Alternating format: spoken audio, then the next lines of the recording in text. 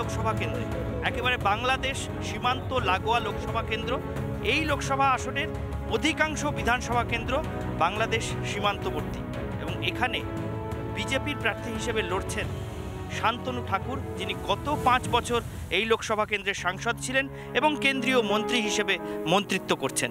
সেই শান্তনু ঠাকুরের সঙ্গে আমরা দেখাবো আজ আপনাদের বনগাঁ লোকসভা কেন্দ্র থেকে সরেজমিন। সকাল সকাল প্রচারে বেরোচ্ছেন বনগাঁ লোকসভা কেন্দ্রের এবারের বিজেপি প্রার্থী তথা গত 5 বছরের সাংসদ তথা কেন্দ্রীয় মন্ত্রী শান্তনু ঠাকুর। এই মুহূর্তে ঠাকুরনগর ঠাকুরবাড়িতে শান্তনু ঠাকুর যখন প্রচারে বেরোচ্ছেন সেই সময় থেকেই আমরা তার সঙ্গী হচ্ছি।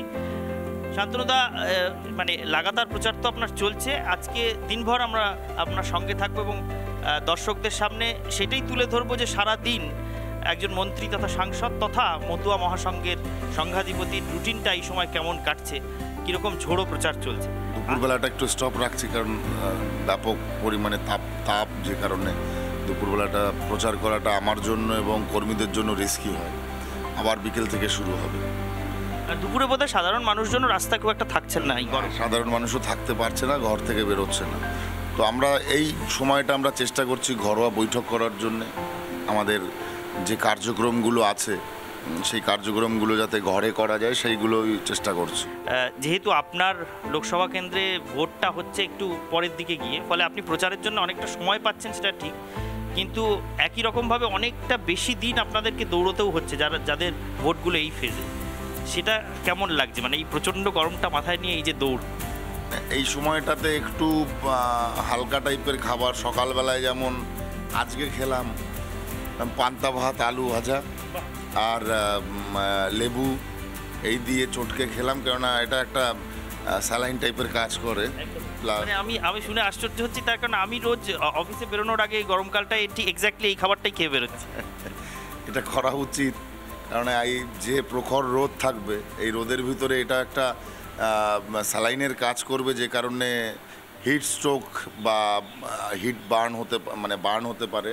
সেইগুলো থেকে কিছুটা হলেও আমরা রেহাই পাবো এরকমভাবে যদি চলি।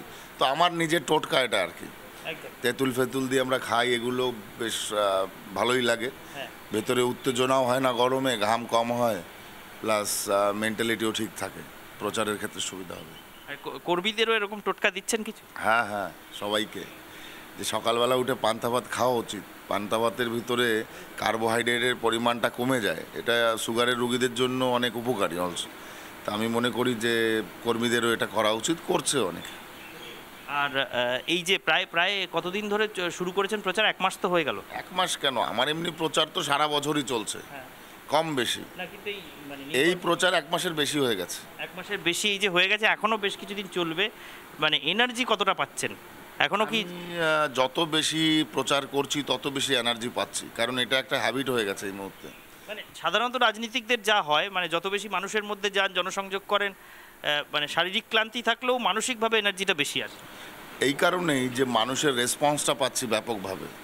মানুষ ঘর থেকে বেরিয়ে তাদের সাড়া জানাচ্ছেন এবং বিশেষ করে উদ্বাস্তু মতুয়া সম্প্রদায়ের মানুষরা তারা এতটাই খুশি সিএ এর জন্য যে তারা পথ অবরোধ করে আমাকে দাঁড় করিয়ে আমাকে নিয়ে মিটিং মিছিল করতে চাইছে, বা একটু ওই গানের আসর টাসর করছে, সেখানে যেতে হচ্ছে।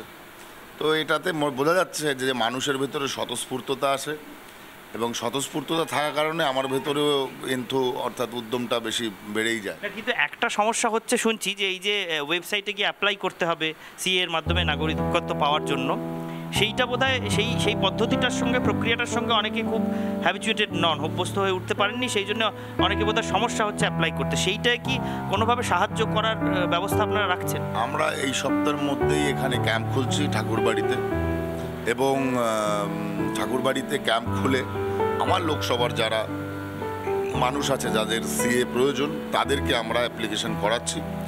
প্রথমে যে সমস্যাটা ছিল সিএ পোর্টালের যে ওয়েবসাইটটাতে, যে ওখানে ঢুকলে বাংলাদেশের ডকুমেন্টারিটা লাগছিল, কিন্তু আমি নিজে মাননীয় গৃহমন্ত্রীজির সঙ্গে কথা বলে এই ম্যাটারটাকে সলভ করেছি যে যদি পারসিকিউশন হয় তাহলে মানুষ নিশ্চয়ই তার ঘর জ্বালিয়ে দিলে সে নিশ্চয়ই ডকুমেন্টস নিয়ে আসতে পারবে না। তো নো ডাউট এটা নিয়ে একটা কনফিউশন থেকে যাচ্ছে।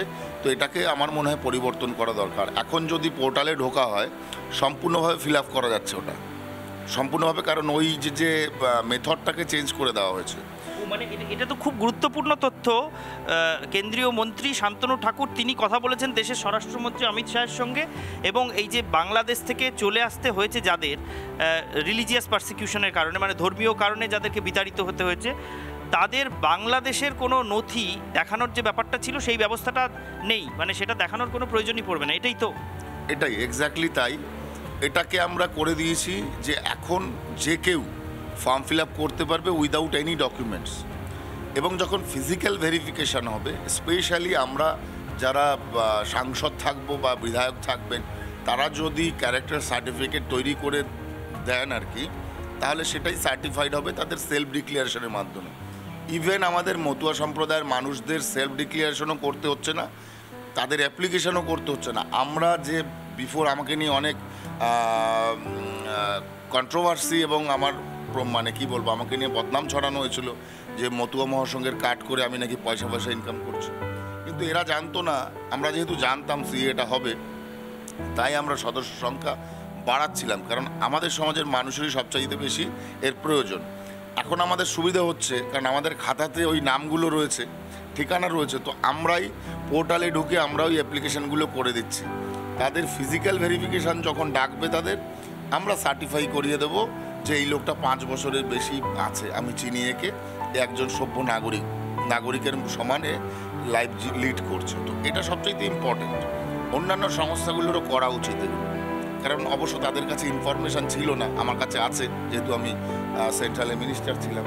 তো এই কাজগুলো আমাদের মতুয়াদের জন্য অনেক বেশি সুবিধা নিয়ে আসবে।